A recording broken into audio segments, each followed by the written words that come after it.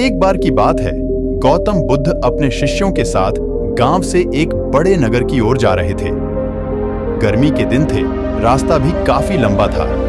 गौतम बुद्ध भी अपने शिष्यों के साथ बहुत देर से पैदल चल रहे थे। इस वजह से उन सबको प्यास लग गई। वहां से कुछ दूरी पर एक बरगद का पेड़ था।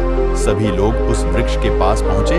गौतम बुद्ध पेड़ की छांव के नीचे विश्राम करने लगे। गौतम बुद्ध ने अपने एक शिष्य को कहा, आप इस बरगद की छाया से 20 कदम दूर जाकर 2 बार परिक्रमा करके वापस आओ। शिष्य वैसा ही करता है जैसा बुद्ध ने कहा था। परिक्रमा करने के बाद जब शिष्य गौतम बुद्ध के पास आया तो बुद्ध ने पूछा कि क्या आपको किसी ठंडी हवा का अनुभव हुआ था? शिष्य बोला, हाँ, उत्तर दिशा की तरफ मुझे कुछ ठंडी हवा का अनुभव हुआ था। शिष्य की यह बात सुन गौतम बुद्ध ने कहा कि उसी दिशा में चले जाओ, जरूर वहां से कुछ ही दूरी पर एक तालाब होगा। उस तालाब से सबके लिए पानी ले आओ। शिष्य उसी दिशा में जब कुछ दूर गया है तो वहां सच में एक तालाब था। तालाब देख शिष्य बहुत प्रसन्न हुआ और तालाब के निकट जाकर तालाब से पानी भरने ही वाला होता है। तब उसकी नजर तालाब के दूसरी ओर जाती है जहां कुछ स्त्रियां कपड़े धो रही होती हैं। यह देख शिष्य मन ही मन सोचता है कि यह पानी तो गंदा हो गया है। यह देख शिष्य बिना पानी लिए क्रोध में गौतम बुद्ध के पास वापस लौट जाता है। वह बड़े ही निराशा भाव से गौतम बुद्ध को सब बातें बताता है।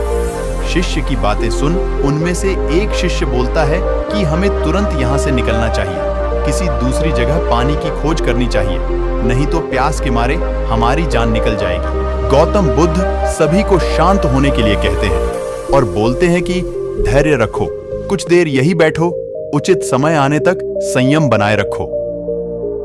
सभी गौतम बुद्ध की बातें सुनकर शांत हो गए और चुपचाप वहीं पर बैठ गए। कुछ देर इंतजार करने के बाद गौतम बुद्ध फिर से एक शिष्य को उसी तालाब से पानी लाने के लिए भेजा। शिष्य बिना कोई सवाल किए उसी तालाब से पानी लेने के लिए चला जाता है। तालाब का पानी देख शिष्य को यकीन नहीं हो रहा था कि पानी इतना साफ कैसे हो सकता है। यह देख शिष्य अंदर से बहुत खुश हुआ और वह तुरंत पानी लेकर गौतम बुद्ध के पास पहुंच गया। सभी ने पानी पीकर अपनी प्यास बुझाई, लेकिन अब भी सबके मन में एक सवाल था कि आखिर यह चमत्कार हुआ कैसे? तालाब का पूरा पानी तो अभी तक गंदा था, अचानक से पूरा पानी इतना साफ कैसे हो गया? जरूर कोई बुद्ध की शक्ति है। इतने में एक शिष्य ने यह सवाल गौतम बुद्ध से पूछ ही लिया कि यह चमत्कार आपने कैसे किया? शिष्य को जवाब देते हुए गौतम बुद्ध कहते हैं कि यह कोई चमत्कार नहीं, यह आपके सब्र का फल है। आपने सब्र रखते हुए उचित समय का इंतजार किया। जितनी देर हम सब लोगों ने सब्र किया, उतनी देर में तालाब के पानी के ऊपर तैर रहे सभी गंदे तत्व और मिट्टी तालाब के पानी के नीचे बैठ रहे थे। कुछ देर बाद जब शिष्य तालाब के पास पहुंचा, तब तक सब दूषित कण पानी में नीचे बैठ गया था और पानी एकदम साफ हो गया था। यदि उस समय आप लोगों ने सब्र न किया होता तो शायद इतनी तेज गर्मी में पानी की खोज में प्यासे रहकर अब तक मृत्यु को प्राप्त हो गए होते। क्योंकि यहाँ से अगला कोई तालाब है या नहीं, और होगा भी तो क्या उसका पानी साफ होगा या नहीं?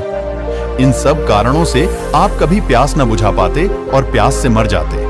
दोस्तों, हमें इस कहानी से यह सीख मिलती है कि जीवन में हमें सही समय का इंतजार करना चाहिए, क्योंकि सब्र का फल मीठा होता है। तो दोस्तों, यदि यह कहानी आपको पसंद आई हो तो वीडियो को लाइक करें और कमेंट करें।